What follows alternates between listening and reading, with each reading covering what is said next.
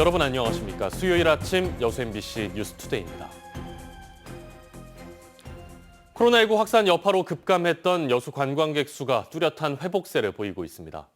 여수시는 당장 올봄 행락철부터 관광객이 크게 늘 것으로 보고 새로운 관광 콘텐츠 확충에 주력하고 있습니다. 최우식 기자가 보도합니다. 세계 박람회 이후 낭만적인 밤바다로 이어지는 관광 러시는 지난 2019년 여수 관광객 1,300만 명 시대를 열었습니다. 하지만 전 세계적인 코로나19 확산 여파로 2020년에 870만까지 급감했고 다행히 지난해에는 977만 명으로 다시 12%가 늘었습니다. 전국적인 일상 회복 움직임에 국내 여행 수요가 늘었기 때문으로 보이는데 올 들어서도 최근까지 작년에 비해서 14%가량 늘었고 앞으로 본격적인 관광 시즌이 시작되면 더 많은 관광객이 찾을 것으로 예상됩니다. 이쪽으로는 처음 왔거든요. 근데 굉장히 깨끗하고 좀 낭도 갔다 왔거든요. 근데 거기도 너무 이쁘게 잘 돼 있고요. 예, 앞으로 굉장히 발전할 것 같아요. 보니까요. 너무 좋았습니다. 현재 관광객이 많은 곳은 엑스포 해양공원과 해상 케이블카, 오동도, 향일암 등인데 여수시는 관광객 증가에 대비해 새로운 관광 콘텐츠를 개발하고 있습니다. 우선 화양반도를 중심으로 고흥과 돌산으로 이어지는 연륙연도교 주변 개발입니다. 조발도와 적금도 전망공원에 이어 오는 2025년까지 88억 원의 예산을 투자해 개도 테마 관광지가 조성되고 연륙연도교 주변에는 스카이워크와 전망대 등이 갖춰집니다. 여수 백리길, 섬성길 등 아름다운 섬과 바다를 활용한 관광자원 개발과 글로벌 스마트 관광도시, 조명 연암 수군 테마 관광단지를 조성하여 관광 트렌드 변화에 대응하고 지속 가능한 관광 콘텐츠를 만들도록. 또 한편으로는 여순사건 유적지 탐방과 함께 조명연합군 테마 관광자원을 개발해 대표적인 다크 투어리즘을 활성화할 계획입니다. 오는 8월까지는 글로벌 스마트 관광도시 조성 사업을 완료해 급변하는 관광 트렌드에 대처한다는 구상입니다. 포스트 코로나 시대를 맞아 볼거리가 풍성하고 안전한 여수 관광이 새로운 시험대에 오르고 있습니다. MBC 뉴스 최우식입니다. 순천에 있는 전라남도 유아교육진흥원의 체험시설이 미래형 체험시설로 최근 개편됐습니다.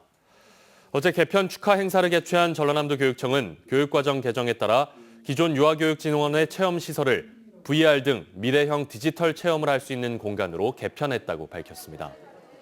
전남도 교육청은 개편된 새 공간에서 도내 어린이들을 위한 체험 프로그램을 운영하고 있다고 덧붙였습니다.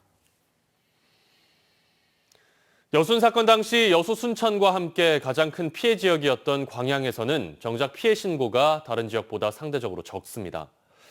지리산 빨치산의 근거지였던 백운산 일원이 중심이 돼 한국전쟁으로까지 연결됐던 이념적 갈등이 깊은 상처로 남아 피해자들이 신고를 꺼리고 있기 때문입니다. 김주희 기자의 보도입니다.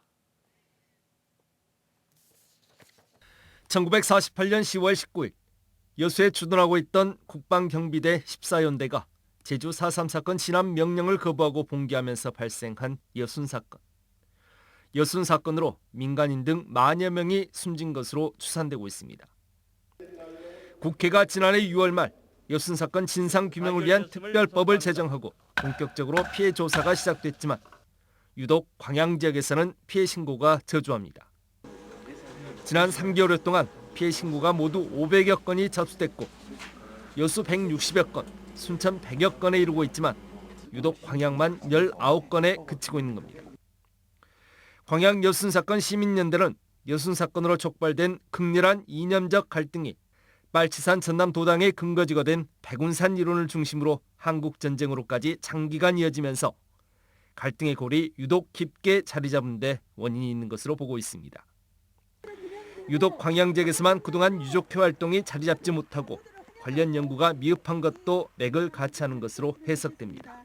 증언 체력 같은 경우도 사실 힘들고요. 지금 사실조사단이 활동을 하고 있지만 피해자들도 다른 지역에 비해서도 확실하게 나서지 않습니다. 사실은 지역 공동체 안에서 사람들이 아직까지도 그때 있었던 상처들이 치유가 되지 않아가지고 그것에 대한 두려움들이 많이 있습니다. 이와 같은 지역적 분위기 속에서 광양시도 이제 여순 사건이 더 이상 가슴속 깊이 묻어야 할 아픈 기억이 아닌 진상규명을 통해 치유해야 할 우리 역사의 한 단면임을 적극 알려나가기로 했습니다. 그 시작으로 시민사회단체들과 함께 광양 지역의 여순사건 전문가를 양성하고 찾아가는 여순사건 바로알기 사업, 여순 유적지 현황 조사 등 문화교육 사업들을 적극 추진하기로 했습니다. 특히 올해 광양에서 개최될 여순사건 위령제 전에 위령탑도 건립할 계획입니다. 광양 같은 경우는 피해가 많이 봤지만은 또 특별하게 위령시설이 없었거든요. 그래서 위령시설에 대해서 저희들이 올해는 건립하는 것을 목적으로 해서 도어 예산을 확보를 했거든요. 그래서 그걸 편성을 해서 이제 용역을 곧 들어갑니다. 그래서 용역도 추진하고요. 한국 현대사의 비극 여순사건. 가슴속 깊이 묻어둬야만 했던 오랜 아픈 기억들을 털어내고 화해와 치유를 위한 의미 있는 활동들이 이제 광양 지역에서도 본격화하고 있습니다. MBC 뉴스 김주입니다. 순천시가 코로나19 감염 취약계층에게 자가진단 키트를 지원합니다. 대상자는 모두 3만여 명으로 어린이집 원생과 종사자 9천여 명, 노인 복지시설 이용자 4천여 명에게 우선 지급될 예정입니다. 또 임신부도 의료기관의 확인서나 초음파 사진 등을 제시하면 주소지 주민센터에서 자가진단 키트를 지급받을 수 있습니다. 세계 각국이 러시아에 대한 무역과 금융 제재에 동참하면서 전라남도가 피해 기업 지원 등을 위해 650억 원을 긴급 투입합니다. 전라남도는 수출 대금을 회수하지 못하는 등 직접 피해를 입은 도내 40개 중소기업에 대해 물류비용과 수출 보험료를 확대 지원하고 기업마다 3억 원의 특례 보증을 하기로 했습니다. 또 유가 상승과 사료 가격 폭등에 따라 농어가의 면세유 유류비 인상액의 절반을 지원하고 버스업계에도 재정 지원금을 지급할 계획입니다. 여수시가 코로나19 장기화로 어려움을 겪고 있는 전통시장과 상가에 올해 34억 원의 예산을 지원합니다.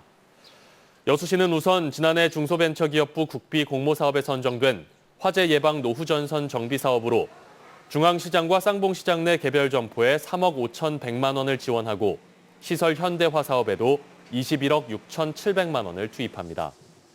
여수시는 또 역시 국비 공모 사업인 여수수산시장 문화관광형 시장 육성 사업에 9억 2천만 원, 흥국상가 시장 경영 패키지 지원 사업에도 3,300만 원을 각각 지원해 재래시장의 경영 현대화 기반을 마련할 예정입니다. 정당 후보별로 내걸었던 현수막은 선거가 끝나면 처리하기 힘든 천덕꾸러기가 됩니다. 지자체들이 나서 폐현수막을 재활용하기도 하지만 6월 지방선거를 앞두고 현수막이 더 늘어날 것으로 예상돼 환경오염을 부추길 것으로 전망됩니다. 임지은 기자가 취재했습니다. 자활 근로사업에 참여한 광주 북구 주민들이 장갑을 낀 채 재봉틀 작업을 이어갑니다. 다금질을 해야 할 소재는 다름 아닌 선거용 현수막. 선거철이 끝나고 버려진 현수막 중 일부를 재활용하는 모습입니다. 보시는 것처럼 자활센터 한 곳에는 버려진 현수막들이 가득 쌓여져 있습니다. 이 현수막들은 재단과 미싱 작업을 통해 이렇게 새로운 가방으로 재탄생합니다. 폐현수막으로 만들어진 가방은 시장, 마트 등 다양한 곳에 전달됩니다.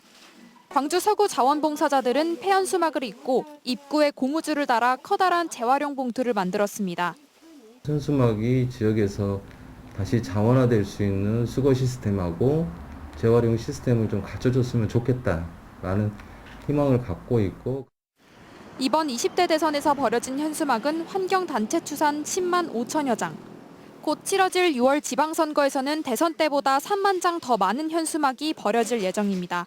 공직선거 후보자 수가 훨씬 많기 때문입니다. 앞으로 6월 달에 지방선거 때는 이보다 더 많을 거 아닙니까? 후보들이 많으니까. 그때는 저희들도 어떻게 해야 될지. 환경오염을 막기 위해선 폐현수막 재활용 방안을 넘어 총 생산량을 줄여야 한다는 지적이 잇따릅니다.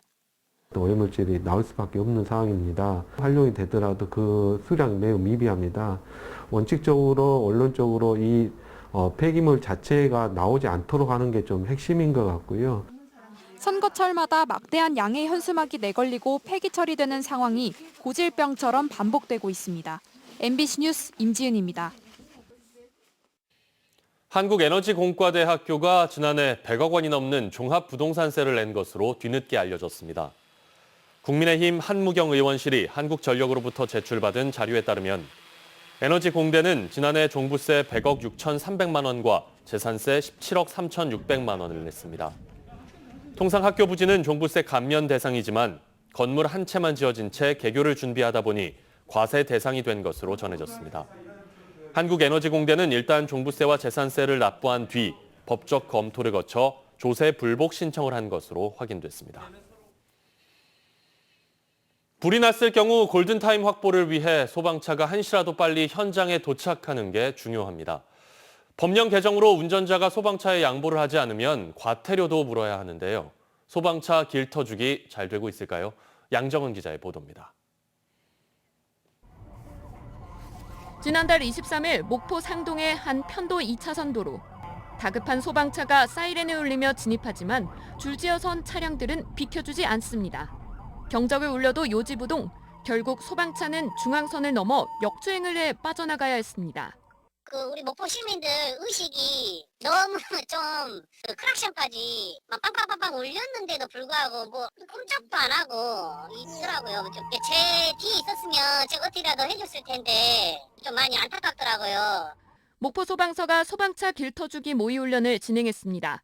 시민들의 소방차 길터주기 수준은 어느 정도일까요? 소방차에 한번 탑승해봤습니다. 소방차가 이동 중에 길을 비켜달라는 방송을 합니다. 화재 출동 중입니다. 운행 중인 차량은 피하 또는 갓길 정차 부탁드리겠습니다. 하지만 요란한 사이렌 소리에도 소방차가 경적을 울려도 차량들은 꼼짝을 하지 않습니다. 불법 주정차된 차량들도 소방차 운행에 걸림돌이 되고 있습니다. 좁은 도로에 주차된 차량들을 피해 소방차는 아찔하게 피하면서 지나가야 해 속도를 낼 수도 없습니다. 소방차가 불을 끄는 데 필요한 골든타임은 7분. 지난해 전남에서 소방차가 7분 이내에 현장에 도착한 비율은 59%, 전국 평균보다 낮습니다.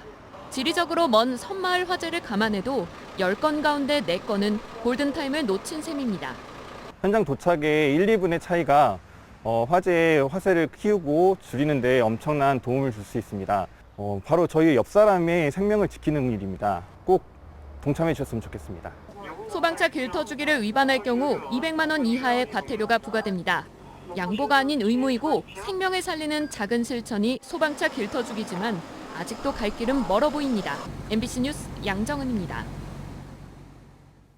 포스코의 지역과의 상생 촉구 목소리가 광양 지역 내에서 연일 계속되고 있습니다. 광양 지역 상생협력협의회와 광양참여연대는 지난 18일 포스코의 지역 상생 협력을 촉구하는 범시민 릴레이 운동에 들어가 정연복 시장 등 광양시가 참여한 데 이어 어제 진수화 의장 등 광양시 의회가 동참했습니다.